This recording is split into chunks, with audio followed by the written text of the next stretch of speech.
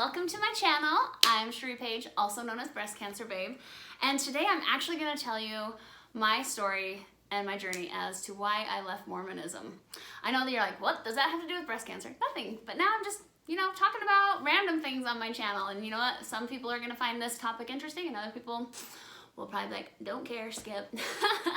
But for all of my friends out there who have wondered, or my followers, I know a lot of people have wondered, what's going on with Cherie? Is she still Mormon?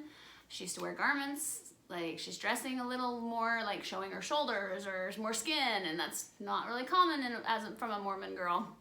So I thought, you know what? I'm just gonna tell you, in case you're curious, because at first when I left Mormonism a couple years ago, I actually left Mormonism in 2018. I cannot believe it's been over 2 years. I had this feeling of like, it's no one's business. Like, I don't have to tell people, like, they'll figure it out. And the people who know me well will ask, and those who don't won't ask, and it doesn't matter what they think. But I found that, you know what, I was a pillar in my church, I was a pillar in the community, and I don't know, pillar, I don't know if that's the right word to say, but I had high callings. I served in the Stake and Women's Presidency, I was a Relief Society president, I was in the Relief Society presidency, I taught gospel doctrine. I had so many opportunities to serve within the church and opportunities to share my testimony.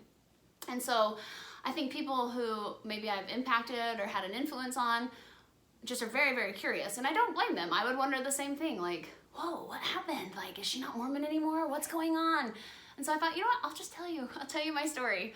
So I grew up in Utah. I had 5 years in California in elementary school, but the majority of my life was spent here in Kaysville, Utah. And my dad works for the church. He's actually a gospel scholar. He taught institute and seminary. And I came from a very, very, very devout Mormon home. I am so grateful for my upbringing. My parents are wonderful people who taught me great morals and values, and to just strive to be the best I can be in every aspect of my life, for which I'm very, very grateful. However, it wasn't until later in my life, very, very much later in my life, did I ever even question some of the doctrines and truths and things that I was taught as gospel truth, And so I guess here's my story. I started traveling the world in my 20s. After I graduated from college, my sister and I just started traveling, and I had the wonderful experience. I lived in China when I was 19 for a semester, and I taught English. I've been to over 75 countries. I've been to every continent except Antarctica. And through my travels, obviously I'm interacting with tons of people from all walks of life. And I spent the majority of that time just wanting to share the gospel with these people, just wishing that they knew what I knew, wishing that I could share with them the truth that I have. I feel like I'm not close enough to the camera. Okay, there we go. And that was just like, oh, my heart would burn to like just give them a Book of Mormon and be like, you can be as happy as I am, because of course, no one's as happy as you are if they don't have the truth. It's how you're taught to believe and what you are raised to think, that you're so blessed because you have the gospel and the fullness of the truth. And as a true follower of Christ, it's your job to share it with the rest of the world. Anyways, I, would have times in my life where I'd be like, that's weird. I don't know that I agree about that. Or I remember one time they were building a temple in Africa, and I had been to Africa and seen the poverty, and I was just like, why are we building a multi-million-dollar temple when these people need education? They need food, they need water, they need clothes. Like, they need the basic necessities of life. Like, they don't need a temple.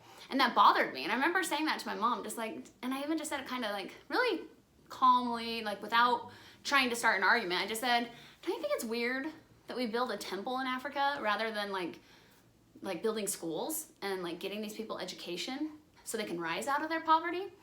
She was like, yeah, I mean, it kind of bothers me too, but I just trust that God knows what he's doing, and they do need the temples, and they need to have the blessings of the gospel and the ordinances. And I was just like, okay, so I was really good at just like putting my questions on a shelf. It always bothered me that we believed in polygamy. And yes, everyone would be like, oh, we don't practice it anymore, but we do in the temple. And also, I don't care that we don't practice it anymore. We did. Like, we believed that Joseph Smith was told by God that he had to marry other men's wives, or he'd, what we killed with a sword, like the angel that came to him with a sword. Anyway, moral of the story is, he had to practice polygamy. I don't believe that. I always struggled with that. I totally butchered that story, by the way. Flaming sword. Anyway, I always had a problem with blacks in the priesthood. Like, why in the world would God not let black people have the priesthood? That bothered me so bad. And how weird that in 1978, God changed his mind about black people. If you haven't seen the Book of Mormon musical, you know, I have no idea why I'm singing that. But I always just put those things on a shelf. When I was 27, I started working with this guy who was a Jehovah's Witness, and we became really, really good friends. And it was like my life's mission to convert him. Like, I could not believe like what he believed, first off. So we spent years going back and forth about our religion, and we would sit and try to convince each other, and we would like argue doctrine, and I just look back and I think it's so funny. We would try to like explain our views on the scriptures and try to help the other person see. Like, he was always trying to convert me to become a JW. I was always trying to convert him to become a Mormon. And I just knew with, like, there was no doubt in my mind that his church was not true. And I mean no offense to Jehovah's Witnesses, they're great people, and my friend was a great guy. But it's like, there was no doubt he did not have the truth. Like, I felt like he belonged to a cult, and I thought it was so silly, their beliefs, and like in my mind, I had all those thoughts. But then I never felt that way about my religion. And I would always say to him, you only believe it because you were born into it. And that's what cracks me up the most, is like, I could say that to him, but I would never realize that about myself and my beliefs. Like, well, Sheree, you only believe Mormonism because you were born into it. So anyway, through the years, I would just kind of, you know, put everything on a shelf that didn't make sense to me, or that I felt was, you know, I had a hard time with the church's stance on homosexuality. I was like, I had a nephew, or well, I guess not my nephew, like a second cousin who is gay, and I knew when he was little, and I used to babysit him. Like, there was no doubt in my mind. And so it's like, why would God make someone that way and then punish him for it? And why do we care? Like, I like men, you like women, like or you like the same sex, like, why does it matter, you know? And so I just put that on a shelf as well. Anyhow, my friend and I remained great friends for like 7 years, and then he moved away. He sold everything he owned because his church asked him to come live on this compound. And I remember in my head being like, you're gonna sell everything you own and live on a compound and make no money, quit your job, and do this for the rest of your life? That's insane. Like, in my mind, it was insanity. But he was like totally like gung-ho, ready to do it for Jehovah. And that really got me thinking. Like, someone once, I was talking about it with some other friends, and they were like, well, you would do it if the church asked you to. And I was like, no, I wouldn't.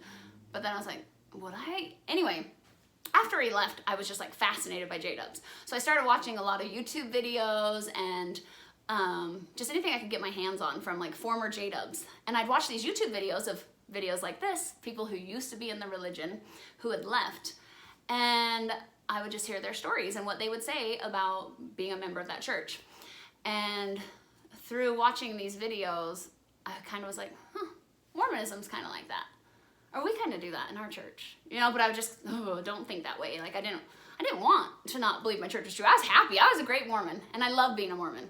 And I had a great life. I was happy in Mormonism. I know not everyone is, but I was. It was my life. I ate, drank, and breathed it. And I like was proud of the fact that I was Mormon. Like, I liked meeting people and being like, I'm Mormon. Like, it was such a badge of honor. So don't think that I was like trying to find a way out of the church. I wasn't. I was just fascinated by Jehovah's Witnesses and other religions too. And then Leah Remedi came out with the Scientology and the Aftermath, and one of my coworkers was like, oh, you should watch it. It's so good. So I started watching it, and I was just like, once again, how are people believing such nonsense in my mind? And that's how I felt about the Jehovah's Witnesses stuff. Like, how is anyone believing this? How does anyone in their right mind think it's wrong to celebrate a birthday, you know? And it was through watching these things that I finally realized, like, oh my gosh, you believe the church is true because you were raised in it, you know? And I started seeing the parallels between all these other religions, and everyone believes what they were raised with, you know? And I know you get converts, and I think we could do a whole other video of why people convert to other religions, but moral of the story is, through studying other religions and through my travels, I just grew to realize that it's all a matter of what we're raised with, and we all just believe what our parents taught us for the most part. Obviously, this is not true of every single person in the world, but this is how I left Mormonism. So that became a huge thing for me. I was just kind of like, oh, I'm only a Mormon because I happened to be born to Mormon parents, and they happened to be very devout and taught me the faith, and I believed it because I didn't know I had a choice to believe something different. However, the church came out with these LDS essays that I hadn't heard about. I guess they've been out since like 2013 or maybe 2011, and this wasn't until like 2018 and 2017 that I started like reading these. And they were on the LDS.org website, and they're just basically the church explaining like what happened with the pearl of great price, explaining blacks in the priesthood, explaining polygamy, explaining mother in heaven, some of the beliefs that got them in trouble. I don't want to say in trouble, but a lot of people leaving, a lot of people having doubts and questions and going, wait, this doesn't jive with what I was taught. Joseph Smith's multiple accounts of the first vision. So I had no idea about a lot of these things, which is funny because my dad's a gospel scholar and I didn't know any of these things. Not any, but I didn't know a lot of these things. And so I started reading the Gospel Topics essays, and I would read them and be like, what? That's not what I was taught my whole life, especially the ones about blacks in the priesthood. I was 100% taught that it was from the curse of Cain, and that it was a curse, and it was a skin of darkness, and so that's why they couldn't have the priesthood, and all these other things. But then the church, like, in their essays, like, oh, we completely disavow that theory. And I'm just like, wait, how can you say you disavow it, but you taught it my whole life? If God is the same yesterday, today, and forever, and he's all-knowing, why would he teach something for 30 years? And now, when it's like not okay to believe something, we change our stance on what we used to teach. Same with like Joseph Smith and the first vision. I'm like, I only knew about one account. Like, I don't know about you, but if I saw God in Jesus Christ, my story would not change. I saw God, I saw Jesus Christ, this is what happened, this is where I was, this is every detail, and it would be the same every time I told the story. However, now it's like, oh, we saw one being. Oh, and then it was just a like burning fire. Oh, it was angels. Like, I mean, what? Come on. I mean, I'll have to read the accounts too to like get like all the different ones, but like 4 different accounts. And actually there's probably multiple, more than 4, but 4 that I read. But like the church just explaining these things away in their essays. And for me, like that all led me to the CES letter and to more and more and more problems with the church, the doctrine. But really, what I like to tell people is that's not why I left the church. Because my parents, when I finally told them, like, hey, I don't believe in Mormonism anymore, I'm obviously not going to wear my garments, and I'm leaving the church, obviously it was very devastating for them, and it was really hard on my family. It was really hard on me, and it was the most difficult year of my life, 2018. And that's funny to say that because I had breast cancer. I had my boobs chopped off in 2016. And yet, I will tell you, leaving the church is the hardest thing I've ever been through. I've struggled with an eating disorder my entire life. Leaving the church is the hardest thing I've ever gone through. So I do want to tell you, if you are leaving Mormonism or struggling in Mormonism, that you're not alone. There's so many of us who have gone through the painful process of losing our religion. And I'll even get emotional talking about it now. It's been a couple of years. It was so hard. So hard. But I'm so happy now. And I was happy then. I always want people to know I was happy as a Mormon. I loved being a Mormon. I'm just more happy. And I didn't even know. And I'm more happy. I still have problems. Like, I had problems as a Mormon. I have problems now. I have things that make me sad now. I had things that made me sad then. But the freedom that comes from being true to what you think and feel and thinking for yourself. And I'm not trying to offend my members of the faith that you don't think for yourself. I am not saying that. But when you do have doubts and you do have feelings of like, to be able to like reconcile them yourself and not just say, starve your doubts, feed your faith. No, if my child came to me and was like, hey mom, I'm doubting that I should marry this guy because of A, B, C, or D, I would say, analyze those doubts, figure out why you're feeling this way. Do not move forward with marriage if you're feeling that way. Yet in the church we say, starve your doubts, starve your doubts. No, there's a reason you're feeling this way, and it's okay. But anyway, there's the short version of how I ended up leaving the church, and truly 100%, it comes down to I just started realizing that I believed it because it's all I ever knew, and that had I been born in China, I would be a devout Buddhist, most likely. Had I been born in Israel, I'd either be a Jew or a Muslim, Afghanistan, a Muslim. Had I been born in Ireland, I'd probably be Catholic, you know? And so it's not a bad thing. And I respect people and allow them to worship how, where, or what they may, like the 11th article of faith says. And I just am glad that I am able to find that same respect back. I found that my family and friends, although it was hard for a lot of them at first, and it was really difficult on a lot of relationships, we've now settled into a place of mutual respect.